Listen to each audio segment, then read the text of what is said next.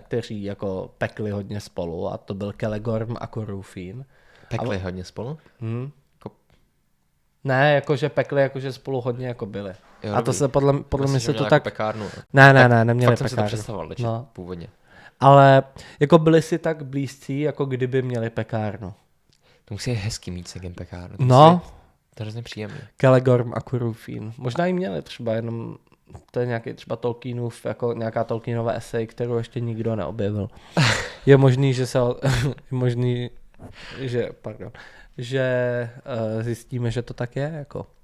Mám rád pekárny. Já mám rád. Prostě když máš chleba z pekárny. To je dobrý, no. Je to úplně nejlepší. To je úplně nejlepší jídlo, jako. Ten ještě jako teplej, pořádně, křupavej. Jak ne křupavej, prostě jako ten okraj, ale vevnitř je to měkký. A teď si vem, kdyby ten chleba udělal Celegorm nebo Corufin, tak by byl výborný.